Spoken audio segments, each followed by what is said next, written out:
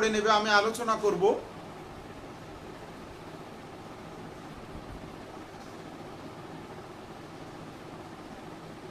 দেখো, আমরা বাজারে বিভিন্ন ধরনের কাগজ, আমরা ইংরেজিতে বলি পেপার কিনতে পাই। Tissue paper, filter paper, writing paper, art paper, আরও এক ধরনের পেপার পাওয়া যায় ক্রোমাটোগ্রাফি পেপার।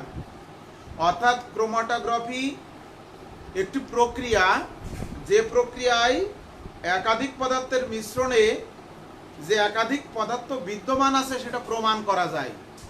এই এক্সপেরিমেন্ট থেকে একটি মিশ্রণে কয়টি উপাদান আছে সেটি প্রমাণ করা যায়, চিহ্নিতও করা যায়, অর্থাৎ শনাক্ত করা যায়।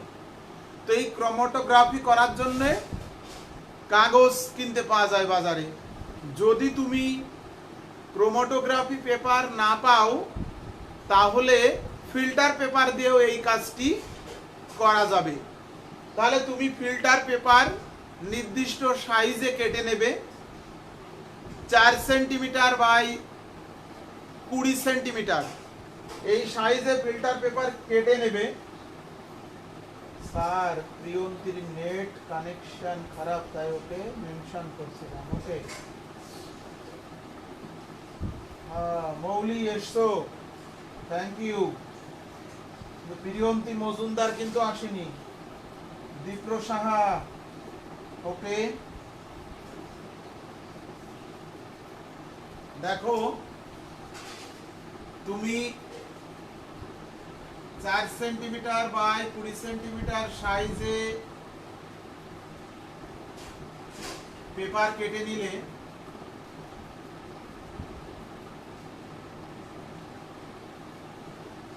এই 4 সেন্টিমিটার বাই 20 সেন্টিমিটার এই সাইজে তুমি পেপার কেটে নিলে, এই পেপারের ঠিক নিচ থেকে 4 সেন্টিমিটার উপরে পেন্সিল দিয়ে দাগ দিলে, এই পেন্সিল দিয়ে দাগ দিতে হবে। পেন্সিল হলো কি?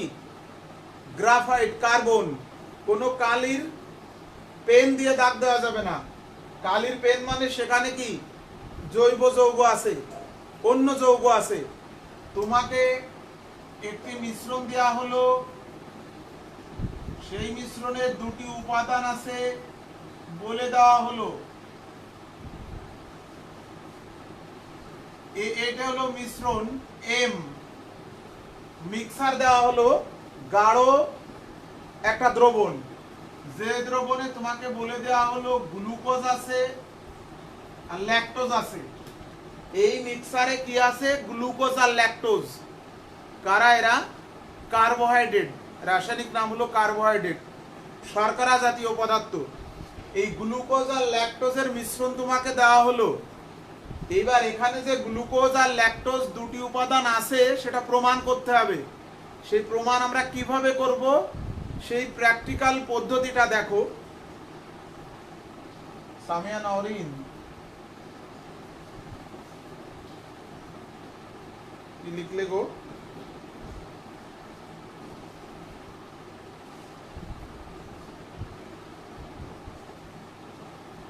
ডেসিকেটার হলো একটি অ্যাপারেটাস, যন্ত্র, যেখানে আমরা কোনো শুষ্ক বস্তুকে শুকানোর পর ডেসিকেটারে রাখি যাতে বাইরে থেকে জলীয় বাষ্প আর না আসতে পারে। ওইখানে রেখে দিলে সে ওই শুষ্ক অবস্থায় থাকবে, জলীয় বাষ্প শোষণ করতে পারবে না। অনেকে পানিগ্রাহী পদার্থ থাকে বা ওই পদার্থের মধ্যে জলীয় বাষ্প কি শোষিত হয়, ডেসিকেটারে রাখা হয়। মাহমুদা রুবায়া, এই আইডিতে কে ক্লাস করছো জন্য একটু বলতে বলেছিলাম। পুষ্পিতা, তুমি তো লাইভে আজকে আসলে, গত 2 দিন পাইনি সম্ভবত। ক্লাস ঠিকঠাক করো, ক্লাস করে প্রেজেন্ট দিও। 2-1 দিন যদি সমস্যা হয় ডাইরেক্ট লাইভে আসতে, কিন্তু ক্লাসটা করে প্রেজেন্ট দিও।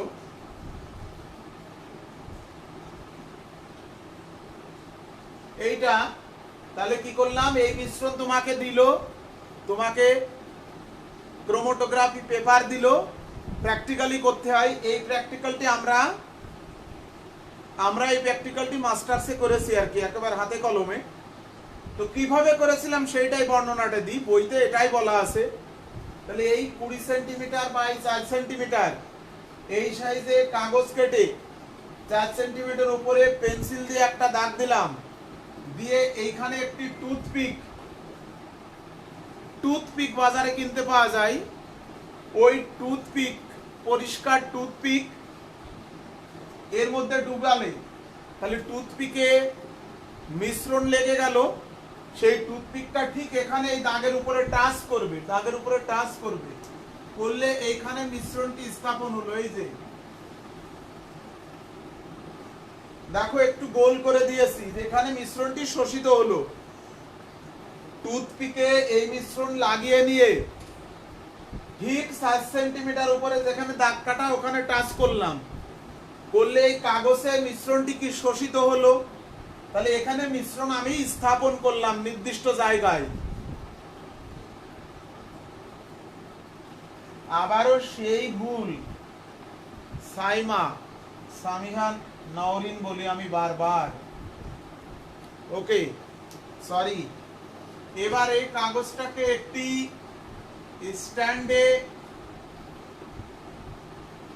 স্ট্যান্ডে ঝুলাইলাম, ঝুলায়ে একটি তরল দ্রাবক, এই তরল দ্রাবকে ঠিক 3 সেন্টিমিটার পর্যন্ত এই কাগজ ডুবিয়ে দিলাম।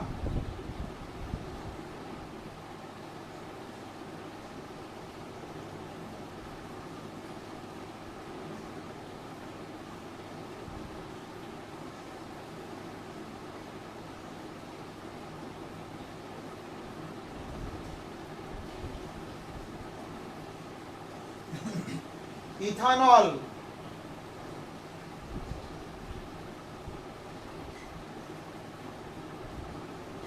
ডেসিকেটরটা মেইনলি কি, আমি তো বললাম যে আমি কোনো অধক্ষেপ আলাদা করলাম, পৃথক করলাম, এরপরে আলোচনা আছে অধক্ষেপ পৃথকীকরণ। সেই অধক্ষেপ আলাদা করে অধক্ষেপটাকে শুষ্ক করে ডেসিকেটরে রাখা হয়। ওই একটা কৌটায় তুমি সে অধক্ষেপ আলাদা করেছো, শুষ্ক করেছো, সেটাকে ডেসিকেটরের মধ্যে রাখা হয়, যাতে ডেসিকেটরের বাইরের থেকে বায়ু আর প্রবেশ করতে পারবে না। তাহলে জলীয় বাষ্প ওই অধক্ষেপ শুষ্ক পদার্থটি আর শোষণ করবে না, যে অবস্থায় ছিল ওর ওজন যা ছিল তাই থাকবে, ওজন কি বাড়বেও না বা কমবেও না। রাইসা তাসনিম দেরি করে এসছো, দ্রাবিড় রায় ও নমস্কার, তুমি দেরি করে এসছো। তাহলে কি করলাম দেখো, এই মিশ্রণটি তোমাকে দিয়েছে মিশ্রণ এম, এই মিশ্রণের দুটি উপাদান আছে গ্লুকোজ আর ল্যাকটোজ। কাগজকে তুমি 20 সেন্টিমিটার বাই 4 সেন্টিমিটার, 20 সেন্টিমিটার লম্বা, 4 সেন্টিমিটার কি প্রস্থ, এরকম কেটে 5 সেন্টিমিটার বা 4 সেন্টিমিটার উপরে পেন্সিল দিয়ে একটা দাগ দিলে, একটি টুথপিক এই মিশ্রণে ডুবালে, টুথপিকে মিশ্রণ লেগে গেল গ্লুকোজ ল্যাকটোজ, এখানে টুথপিকটা টাচ করে কিছুক্ষণ রাখলে, টাচ করে উঠিয়ে নিলে, তাহলে এখানে মিশ্রণ স্থাপিত হলো। এইবারে কাগজকে এই স্ট্যান্ডে ঝুলিয়ে ইথানলের মধ্যে নিমজ্জিত করলাম। খেয়াল রাখতে হবে এই যে মিশ্রণ যেন এই তরলে নিমজ্জিত না হয়, মিশ্রণ এর খানিকটা নিচে পর্যন্ত নিমজ্জিত করব। এইভাবে আমি 2 ঘন্টা রেখে দেব। কি ঘটবে এখানে ভালো করে খেয়াল করো, এই তরল কাগজ চুয়ে চুয়ে উপরের দিকে উঠবে, এই তরলটি কাগজ চুয়ে চুয়ে উপরের দিকে উঠবে, অর্থাৎ স্থির মাধ্যম হলো কাগজ, সে কাগজের উপর দিয়ে তরল মাধ্যম প্রবাহিত হবে, এটা হলো পরিবাহী পদার্থ তরল মাধ্যম। তো এই ইথানল যখন উপরের দিকে উঠবে, তুমি 2 ঘন্টা রেখে দেবে, 2 ঘন্টা পরে বা 2.5 ঘন্টা পরে আসে দেখবে যে এই পর্যন্ত ভিজে গেছে, এই পর্যন্ত।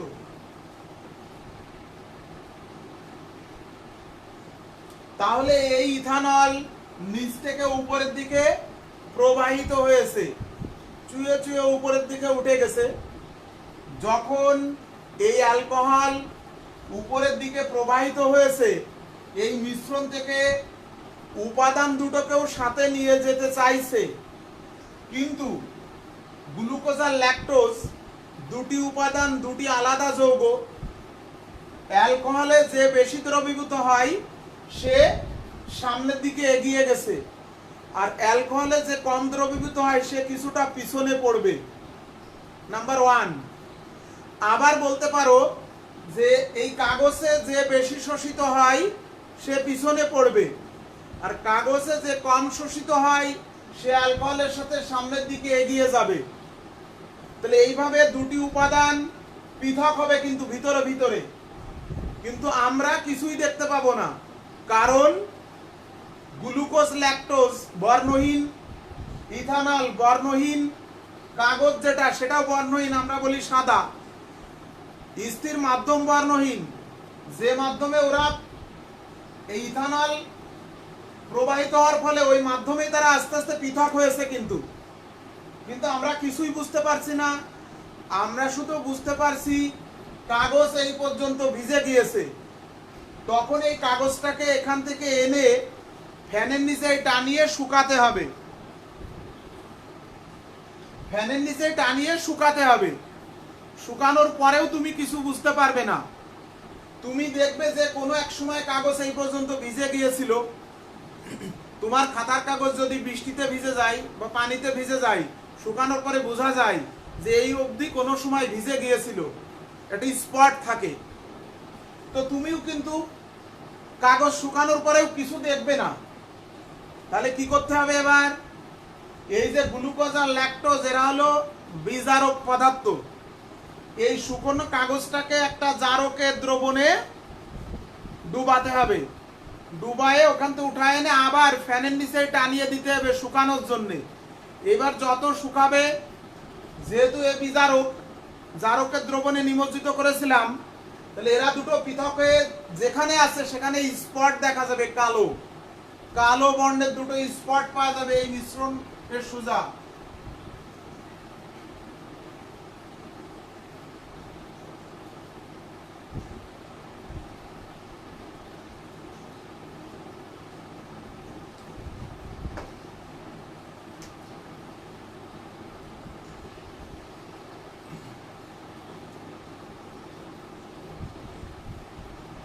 এই তাহলে এইরকম কালো বর্ণের দুটো স্পট পাওয়া গেছে। আমি এখানে মিশ্রণ স্থাপন করেছিলাম, এর থেকে প্রমাণিত হয় এই মিশ্রণের দুটি উপাদান আছে।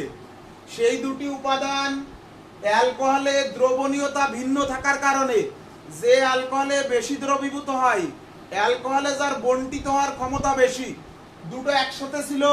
অ্যালকোহলে যে বেশি বন্টিত হয় সে সামনে এগিয়ে গেছে, আর অ্যালকোহলে যে কম বন্টিত হয় সে পিছনে পড়েছে। এটা একটা দিক দিয়ে ব্যাখ্যা। আর একটা দিক দিয়ে হলো কাগজ স্থির মাধ্যম। এই স্থির মাধ্যমে দুটি উপাদান আমি স্থাপন করেছিলাম। যে উপাদানটি কাগজে বেশি শোষিত হয়, যার অধিশোষণ ক্ষমতা বেশি, সে পিছনে পড়ে যাবে, আর যার অধিশোষণ ক্ষমতা কম সে অ্যালকোহলের সাথে সামনে এগিয়ে যাবে। তাহলে দ্রাবক এই পর্যন্ত গিয়েছে, দুটি উপাদান এইভাবে ভিতরে পৃথক হয়ে গেছে। এখন আসো এই যে দুটি উপাদান, এই দুটি উপাদান যে গ্লুকোজ আর একটি ল্যাকটোজ, সেটা তুমি কিভাবে বুঝবে?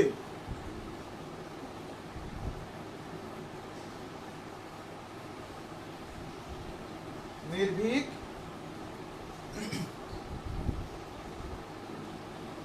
ল্যাটিস এনথালপি সাইমন অরিন পড়াবো পরে, ওখানে ওয়ার্ড আছে ওইভাবেই রাখো। আমরা ল্যাটিস এনথালপি পড়াবো থার্ড অধ্যায়ে, অর্থাৎ প্রথম পত্রের থার্ড অধ্যায়ে। তারপরেও আমি বলবো, শেষ করি।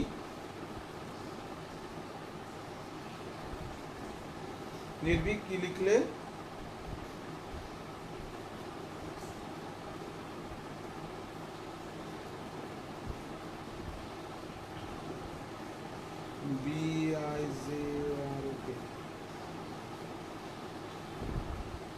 বুঝলাম না কি এই নির্ভীক, আমি প্রথম শব্দটা বুঝতে পারলাম না। BIJAROK, বুঝতে পারলাম না, এটা বাংলায় লেখো তো। আচ্ছা, তাহলে এই যে এই প্রক্রিয়ায় আমরা কিভাবে বুঝবো এই দুটো উপাদানের মধ্যে কে গ্লুকোজ কে ল্যাকটোজ? খেয়াল করো, এইখান থেকে এই পর্যন্ত অতিক্রমণ করেছে হলো দ্রাবক, আর এইখান থেকে এই পর্যন্ত অতিক্রমণ করেছে একটা পদার্থ, আর এই পর্যন্ত অতিক্রমণ করেছে আর একটা পদার্থ। তাহলে এটা আমরা কম্পাস দিয়ে মাপবো। তাহলে এখান থেকে আমরা RF ভ্যালু নির্ণয় করতে পারবো। RF ভ্যালু, রিটারডাকশন ফ্যাক্টর, উপাদান কর্তৃক অতিক্রান্ত দূরত্ব।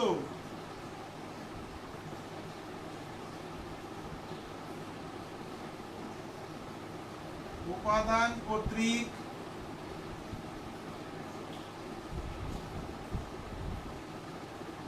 অতিক্রান্ত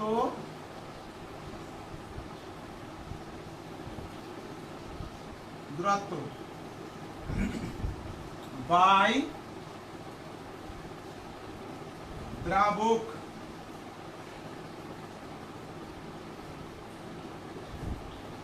কর্তৃক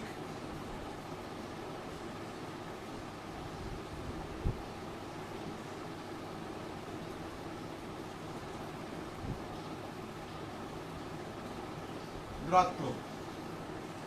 উপাদান কর্তৃক অতিক্রান্ত দূরত্ব, দেখো একটা উপাদান এইটুকু মনে করো 8 সেন্টিমিটার, বাই এটা মনে করো যে 16 সেন্টিমিটার। তাহলে এর মান পেলাম। আর একটি উপাদান মনে করো 9 সেন্টিমিটার বাই 16 সেন্টিমিটার। এই RF ভ্যালুর মান দেখে আমরা বুঝতে পারবো কোন যৌগটি কি, অর্থাৎ কোনটা গ্লুকোজ কোনটা ল্যাকটোজ।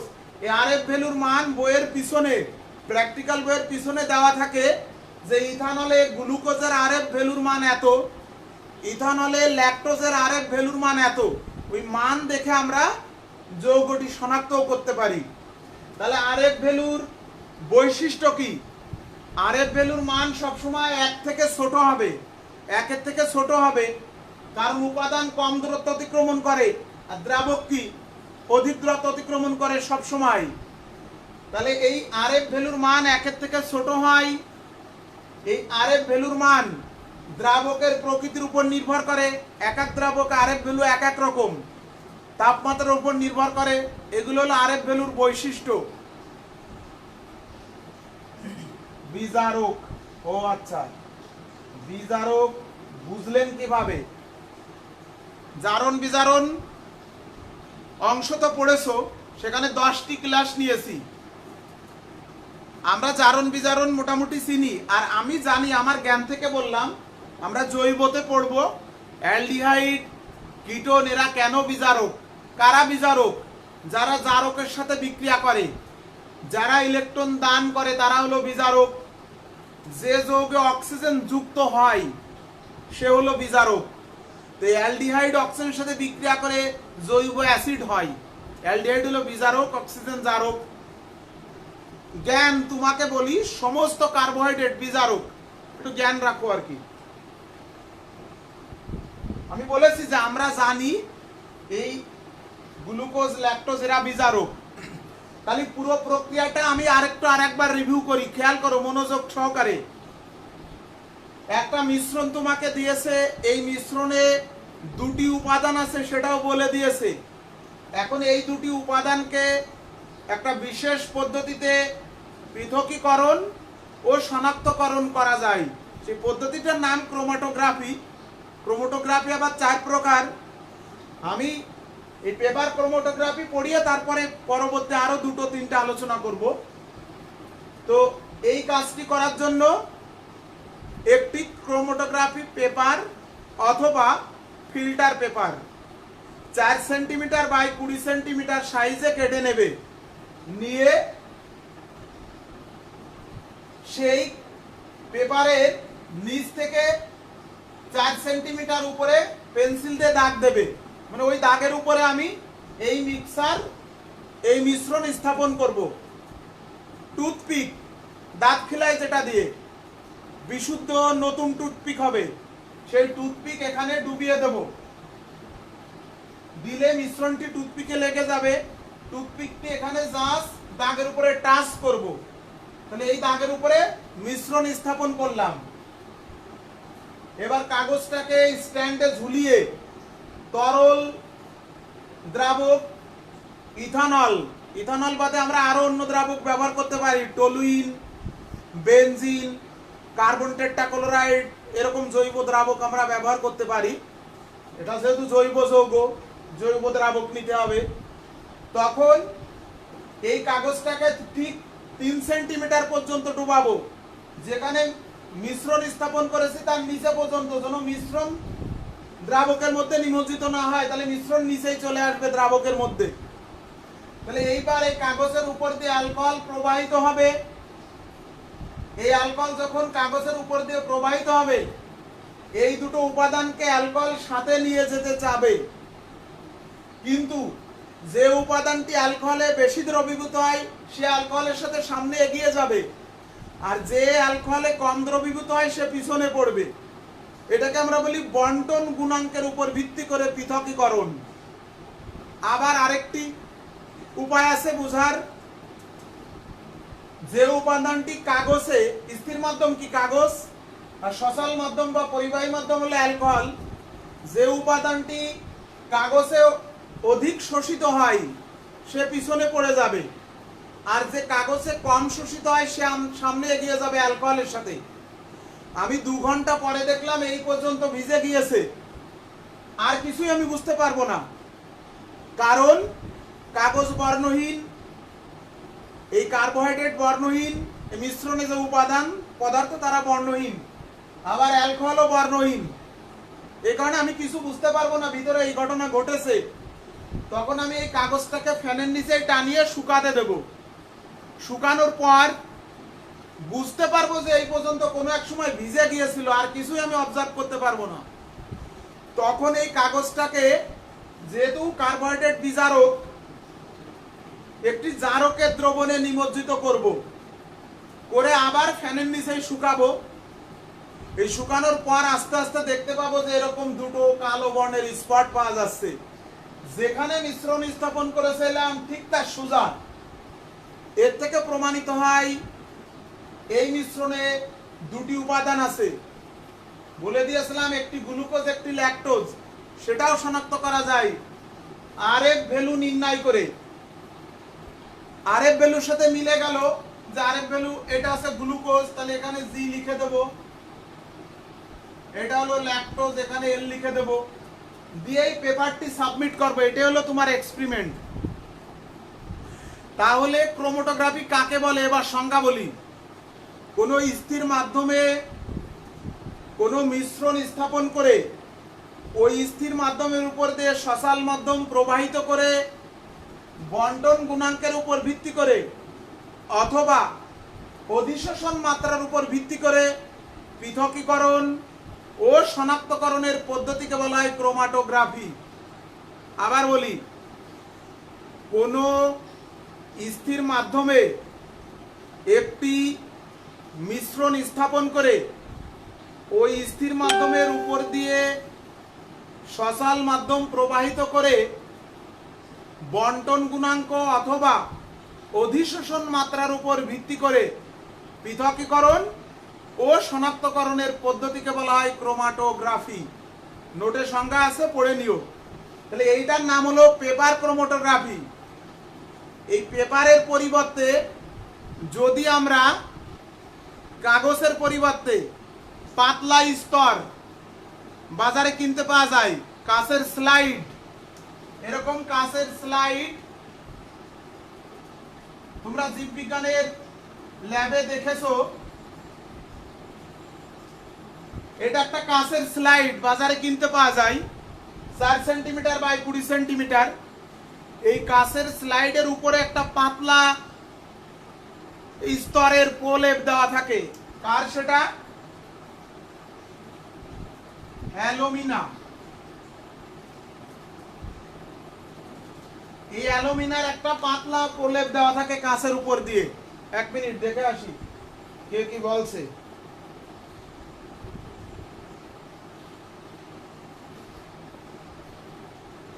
এই প্রাপ্তি, তুমি প্রথম থেকে ছিলে, ক্লাসে মিস করছো কিন্তু খুব।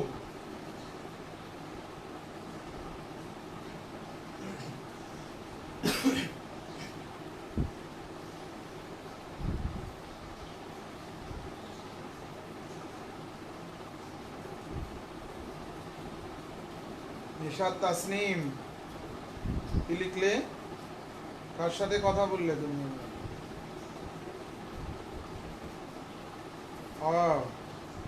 প্রাপ্তির সাথে করো না স্যার। আরএফ এর থিমটা একবার। আচ্ছা, এই যে পেপার ক্রোমাটোগ্রাফিতে আরএফ ভ্যালু বিষয়টা কি? রিটারডাকশন ফ্যাক্টর বা আরএফ ভ্যালু, আরএফ মান, এটা হলো উপাদান কর্তৃক অতিক্রান্ত দূরত্ব বা দ্রাবক কর্তৃক অতিক্রান্ত দূরত্ব এর অনুপাত। এই আরএফ ভ্যালুর মান সবসময় 1 এর থেকে ছোট হয়, কারণ উপাদান দেখো কম দূরত্ব অতিক্রমণ করে, আর দ্রাবক সবসময় বেশি দূরত্ব অতিক্রমণ করে। এই মানটা সবসময় 1 এর থেকে ছোট হবে। প্রত্যেকটি যৌগের আরএফ ভ্যালুর মান ভিন্ন, কারণ প্রত্যেকটি যৌগের কাগজের শোষণ ক্ষমতা ভিন্ন, অথবা প্রত্যেকটি যৌগের অ্যালকোহলে দ্রবীভূত হওয়ার বা বণ্টিত হওয়ার ক্ষমতা ভিন্ন থাকে। তাহলে আরএফ ভ্যালুর মান থেকে আমরা যৌগটি শনাক্ত করতে পারি।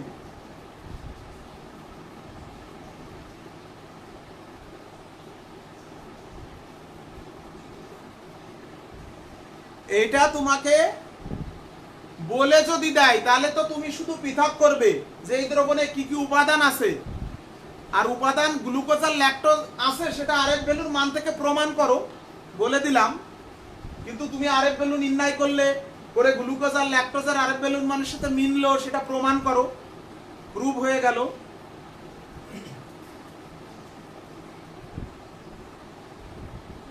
ওকে, আমরা পরেরটাই যাই। এটা হলো পেপার ক্রোমাটোগ্রাফি। আরো 2 প্রকার ক্রোমাটোগ্রাফি আমি আলোচনা করব যেটা বইতে আছে। একটা হলো পাতলা স্তর ক্রোমাটোগ্রাফি, যেটাকে আমরা থিন লেয়ার ক্রোমাটোগ্রাফি বলি। থিন লেয়ার ক্রোমাটোগ্রাফি, বাংলায় পাতলা স্তর ক্রোমাটোগ্রাফি। তো এই পাতলা স্তর ক্রোমাটোগ্রাফি করা হয় কিসে? এটা একটা কাঁচের স্লাইড। এই কাঁচের স্লাইডে অ্যালুমিনা Al2O3 মিহি পাউডার এর গাঢ় দ্রবণ তৈরি করে এর উপর দিয়ে একটা পাতলা স্তর দেওয়া থাকে। কাঁচের উপর দিয়ে তো তরল প্রবাহিত হবে না, কাঁচ একটি কংক্রিট মাধ্যম। এই কাঁচের উপরে অ্যালুমিনার প্রলেপ দেওয়া থাকে। ওই অ্যালুমিনা হলো স্থির মাধ্যম হিসেবে কাজ করে। সেখানেও আমি 4 সেন্টিমিটার উপরে এরকম দাগ দিয়ে দেবো পেন্সিল দিয়ে। এখানে মিশ্রণ স্থাপন করব, একটি বিকারের মধ্যে একে বসাবো, বসিয়ে ঠিক এ পর্যন্ত নিমজ্জিত করব। কাঁচের স্লাইড হলে সেটাকে টানানো লাগে না, ঝুলানো লাগে না, কাত করে বসিয়ে দিলে হলো বেকারের মধ্যে। এই পর্যন্ত ভিজে গেল। একইভাবে এই কাঁচের স্লাইডটিকে ফ্যানের নিচে শুকিয়ে তাকে আবার জারক দ্রবণে নিমজ্জিত করলে, করার পরে দেখবা এরকম দুটো স্পট দেখা যাচ্ছে। তাহলে এখানেও কিন্তু পেপার ক্রোমাটোগ্রাফির মতো আরএফ ভ্যালু বিদ্যমান। এই পাতলা স্তর ক্রোমাটোগ্রাফিতে এই অ্যালুমিনাতে শোষিত হয় হলো মিশ্রণ, আর এই অ্যালুমিনার উপর দিয়ে প্রবাহিত হয় হলো অ্যালকোহল। যে যৌগটি অ্যালুমিনাতে বেশি শোষিত হয় সে পিছনে পড়ে যাবে, যে যৌগটি অ্যালুমিনাতে কম শোষিত হয় সে সামনে এগিয়ে যাবে। একই প্রসেস, শুধু স্থির মাধ্যম হিসেবে আমরা পাতলা স্তর ব্যবহার করি, তাই এর নাম হলো পাতলা স্তর ক্রোমাটোগ্রাফি।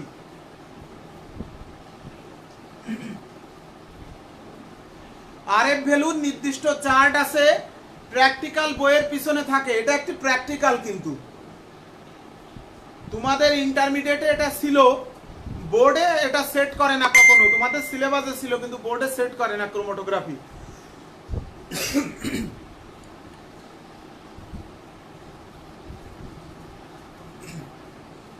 এখন আসো আরেকটি ক্রোমাটোগ্রাফি, আর এক ধরনের ক্রোমাটোগ্রাফি আছে, সেটা আলোচনা করি।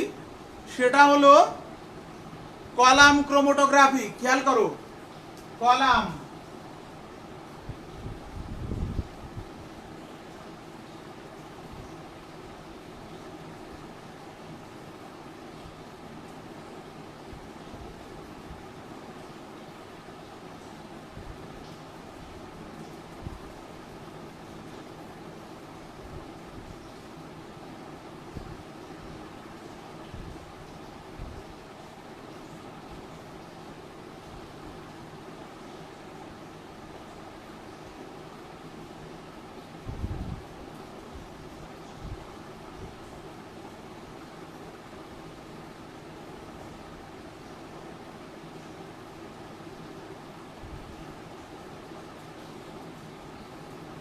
এখানে তুলো দেব, এই ঠিক বুলেট, এটা একটা বুলেট। আমাদের বুলেট দেখেছো তোমরা, প্র্যাকটিক্যালের সময় দেখিয়েছিলাম একে। বুলেট হলো 50 সেন্টিমিটার, তো এটা ছোট শর্ট বুলেট। এটা হয়তো 15 বা 20 সেন্টিমিটার হতে পারে। এই বুলেটে 3 ভাগের 1 ভাগ আমরা অ্যালুমিনা দিয়ে পূর্ণ করব। এটা দিয়ে মিহি পাউডার অ্যালুমিনা দিয়ে এই বুলেটটি আমরা প্যাক করব।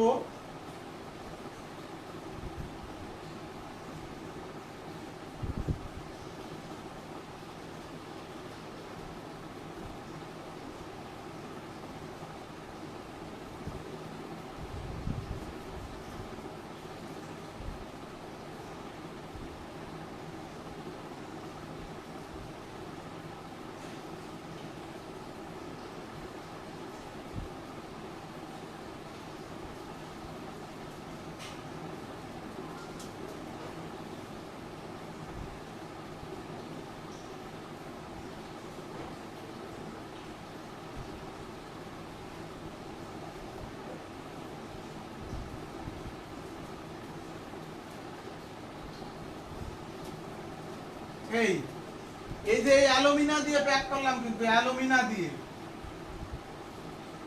যে অ্যালুমিনার পাতলা স্তর ছিল কাঁচের উপর দিয়ে, ঠিক কি বললে আবার স্যার? আমার আগের প্রশ্নের উত্তর কিন্তু বুঝলাম না, তাড়াতাড়ি করে কি যেন বললেন স্যার। দ্রবণে কি উপাদান আসে সেটা তো আমরা কি বললাম তোমাকে? এই দ্রবণে কি উপাদান আছে এটা তোমাকে বলেও দিতে পারে, নাও পারে। যদি বলে না দেয় তাহলে তো আরেক ভ্যালু দিয়ে তোমাকে নির্ণয় করতেই হবে। আর যদি বলে দিল তাহলে সেটা প্রমাণ করতে হবে তোমাকে যে সত্যিই গ্লুকোজ আছে, সত্যি এখানে ল্যাকটোজ আছে, সেটার প্রুফ দেখাতে হবে। গ্লুকোজের সাথে আরেক ভ্যালুর মান যদি মিলে যায় তাহলে গ্লুকোজ আছে, এটা প্রুফ হলো। ল্যাকটোজের আরেক ভ্যালুর মানের সাথে যদি মিলে যায় তাহলে সেটা প্রুফ হলো। তাই বলেছি।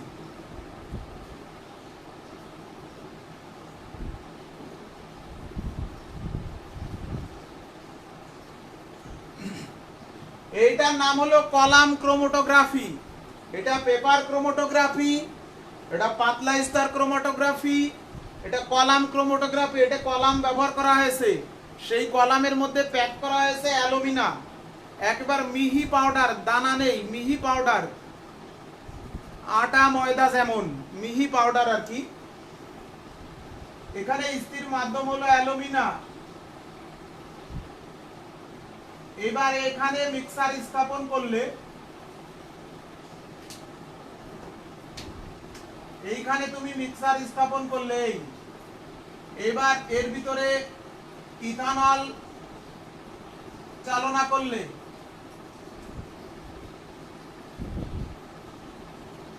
এইখানে পাত্র এভাবে নিচেই পড়বে আর কি, এখানে এসে অ্যালকোহল জমা হবে। তাহলে এই স্থির মাধ্যমে মিক্সার স্থাপন করলাম, আর এর উপর দিয়ে তরল প্রবাহী মাধ্যম ইথানল প্রবাহিত করলাম। এই ইথানল উপর থেকে নিচের দিকে চুয়ে চুয়ে আসবে, এই মিশ্রণ থেকে উপাদানগুলোকে সাথে নিয়ে আসতে চাবে। যে উপাদানটি অ্যালুমিনাতে বেশি শোষিত হয় সে পিছনে পড়ে যাবে, আর যে উপাদানটি অ্যালুমিনাতে কম শোষিত হয় সে অ্যালকোহলের সাথে নিচের দিকে চলে আসবে। কিছুক্ষণ পর দেখবে এরকম দুটো আলাদা স্তর সৃষ্টি হয়েছে।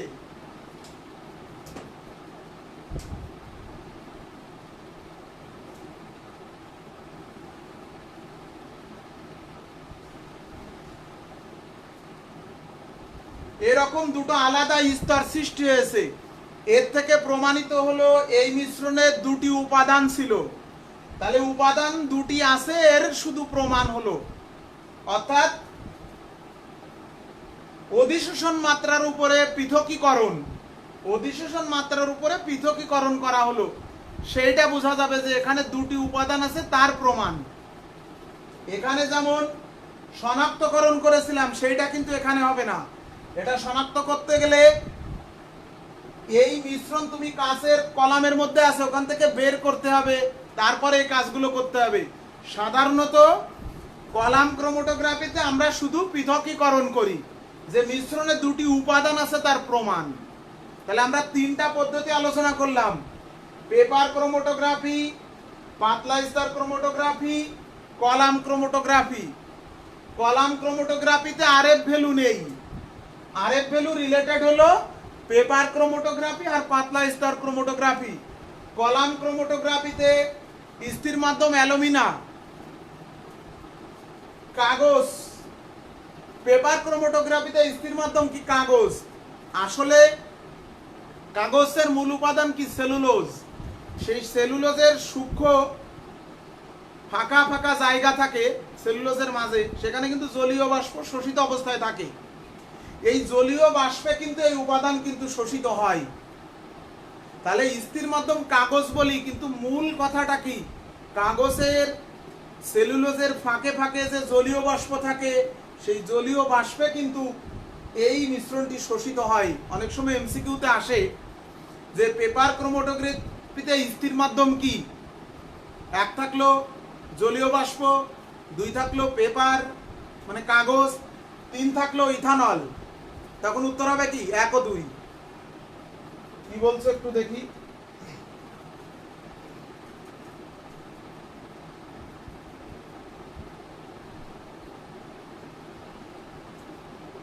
স্যার Al2O3 ছাড়া অন্য পদার্থ দিয়ে কি করা? হ্যাঁ, করা যায়, কিন্তু বইতে অ্যালুমিনা দিয়ে ব্যাখ্যা করা আছে। অন্তু হাসান স্যার একটু রিপিট করেন এটা আবার। ওকে, কলাম ক্রোমাটোগ্রাফি যেটা, এটা হলো একটি কলাম নেব, এই যে আনুভূমিক, এটা কি উলম্ব আর এটা কি আনুভূমিক। এই উলম্বটাকে আমরা বলি কলাম। পর্যায় সারণীতে যেমন কলাম, এক একটা কলাম, যেটাকে আমরা শ্রেণী বলি, আর এই আনুভূমিকটাকে আমরা বলি কি? পিরিয়ড বা পর্যায়।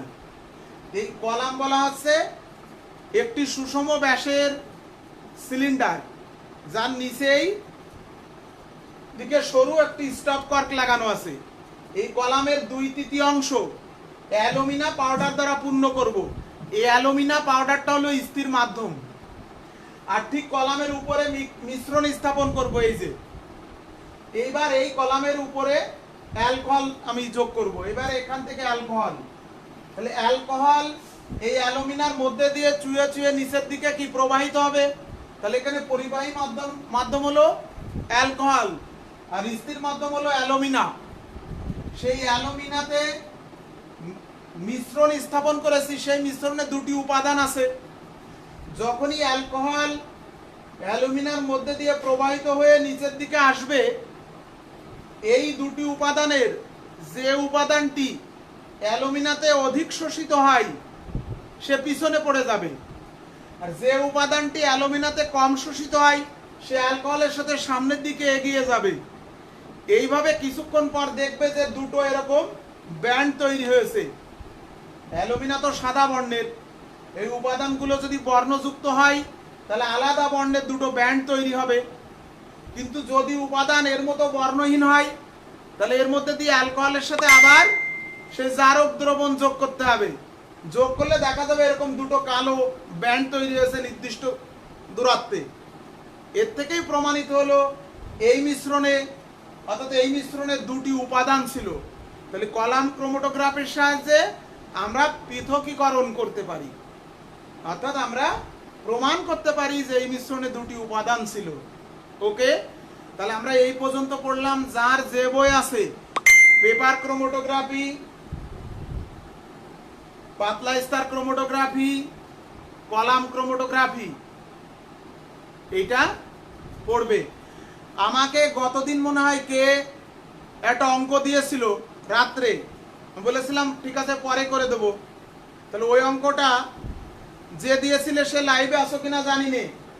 তাহলে আমাদের 5 নম্বরের সমস্ত তথ্য আলোচনা হয়ে গেল। 5 নম্বরে বলেছি 9টা পদ্ধতি, নোটে আছে দেখবা 8টা, একটা এক্সট্রা পড়তে বলেছি ঊর্ধ্বপাতন। তুমি বইতে দেখবা আর একটা পদ্ধতি আছে, সেটা হলো সময় স্ফুটন পাতন। আংশিক পতনের পরে আছে দেখবা সময় স্ফুটন পাতন। সময় স্ফুটন পাতন তোমাদের সিলেবাসে নেই, পড়া লাগবে না, তারপরেও আমি একটু ধারণা দিই। সময় স্ফুটন পাতন কি? যদি দুটি তরলের নির্দিষ্ট অনুপাতে একটা মিশ্রণ তোমাকে দিই, সেই মিশ্রণকে তাপ দিলে দুটি তরল একই সাথে যদি বাষ্পীভূত হয়, তাহলে তাকে তুমি আংশিক পাতন বা পাতন প্রক্রিয়ায় পৃথক করতে পারবে না। এই রকম কিছু সময় স্ফুটন মিশ্রণ আছে, যেমন অ্যালকোহল আর পানি, 4.4% পানি আর 95.6% অ্যালকোহল, ইথানল। এই মিশ্রণকে বলা হয় সময় স্ফুটন মিশ্রণ, কারণ এই মিশ্রণটি একই তাপমাত্রায় দুটো একই সাথে বাষ্পীভূত হয়। একটু দেখাই, নাই তো আবার পরে প্রশ্ন করবে যে স্যার বইতে আছে। স্যার 3 নংটা আবার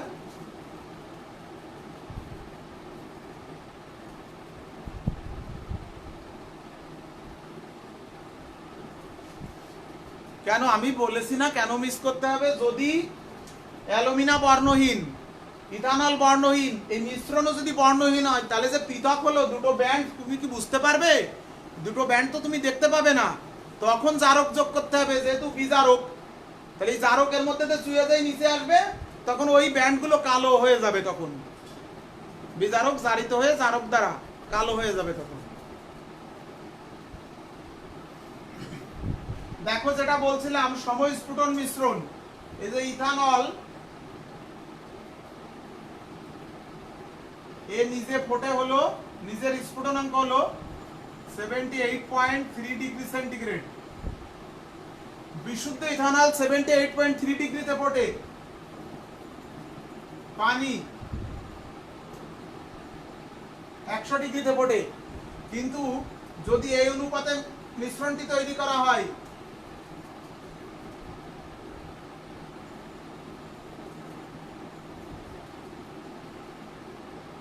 এই অনুপাতে যদি মিশ্রণটি তৈরি করা হয়, তাহলে এর কোনো তাপমাত্রায় এরা ফুটবে না। একটা নির্দিষ্ট তাপমাত্রায় 78.15 ডিগ্রি সেন্টিগ্রেড তাপমাত্রায় দুটি তরল একই সাথে ফুটবে। দেখো 78.3 পর্যন্ত যাচ্ছে না, তার আগেই ফুটা শুরু হচ্ছে। অ্যালকোহল 100 ডিগ্রিতে ফোটে, কিন্তু 100 পর্যন্ত যাবে না, শুধু এই অনুপাতে মিশালে। এই ধরনের মিশ্রণকে বলা হয় সময় স্ফুটন মিশ্রণ। এদেরকে তুমি আংশিক পাতন প্রক্রিয়ায় পৃথক করতে পারবে না, এদেরকে তুমি পাতন প্রক্রিয়ায় পৃথক করতে পারবে না। এদেরকে আলাদা একটা পাতন আছে, সেটার নামই হলো সময় স্ফুটন পাতন, যেটা তোমাদের সিলেবাসে নেই, দরকার নেই। আর এক প্রক্রিয়া এদেরকে পৃথক করা যায়, যদি এর মধ্যে আমি চুন যোগ করি, ক্যালসিয়াম অক্সাইড। চুন পানিটাকে শোষণ করে নেবে, নিরোধক, তখন বিশুদ্ধ অ্যালকোহল পাওয়া যাবে। তাহলে সময় স্ফুটন মিশ্রণকে কি প্রক্রিয়ায় পৃথক করা যায়? সময় স্ফুটন পাতন বলে একটা পাতন আছে, সেটা আমি যাচ্ছি না। অথবা নিরোধক যোগ করে, যেহেতু পানি আছে, নিরোধক পানি সব শোষণ করে নেবে, বিশুদ্ধ অ্যালকোহল পাওয়া যাবে। এইরকম সময় স্ফুটন মিশ্রণ 2 প্রকার আছে। কিরকম 2 প্রকার? এই যে উপাদানের নিজস্ব স্ফুটনাঙ্ক থেকে কম তাপমাত্রায় ফোটে, আবার নাইট্রিক অ্যাসিড, একটু উদাহরণগুলো দিচ্ছি, এবং পানি, 68 ডিগ্রি সেন্টিগ্রেড, পানি ফোটে 100 ডিগ্রি সেন্টিগ্রেড। এদেরকে আমার মনে নেই সঠিক পার্সেন্টটা কত, বইতে দেখে নিও। এই অনুপাতে মিশালে তখন 120 ডিগ্রিতে ফুটবে। দেখো কারোর স্ফুটনাঙ্কে ফুটবে না, তার থেকে বেশি স্ফুটনাঙ্কে একই সাথে ফুটবে। তরল এবং বাষ্পে তাদের অনুপাত সমান থাকবে, তাহলে আলাদা করতে পারবে না। এদেরকে বলা হয় উচ্চ স্ফুটনাঙ্ক বিশিষ্ট সমস্ফুটন মিশ্রণ, আর একে বলা হয় নিম্ন স্ফুটনাঙ্ক বিশিষ্ট সমস্ফুটন মিশ্রণ। দুটি উপাদান নির্দিষ্ট অনুপাতে মিশালে দুটি তরল তাদের নিজস্ব তাপমাত্রায় না ফুটে তার থেকে অনেক বেশি তাপমাত্রায় তারা একই সাথে বাষ্পীভূত হতে পারে, তাদেরকে আমরা বলি সমস্ফুটন মিশ্রণ। যেমন এখানে দেখো 78.3তেও ফোটেনি, 100তেও ফোটেনি, 78.15 দুইজনেরই কম তাপমাত্রায় ও পর্যন্ত যায়নি। আবার দুইজনের তাপমাত্রায় না ফুটে তার থেকে অনেক বেশি তাপমাত্রায় ফুটেছে। এরকম দুই ধরনের সমস্ফুটন মিশ্রণ তৈরি হয় পৃথিবীতে। প্রশ্ন আসে যে সমস্ফুটন মিশ্রণ কিভাবে পৃথক করা যায়। সমস্ফুটন পাতন বলে একটা পাতন আছে, এটাকে আংশিক পাতনেও পৃথক করা যাবে না, বা শুধু পাতন প্রক্রিয়ায় পৃথক করা যাবে না। গ্যাস ক্রোমাটোগ্রাফি পড়া লাগবে না, গ্যাস ক্রোমাটোগ্রাফির ব্যাখ্যাটাও নেই।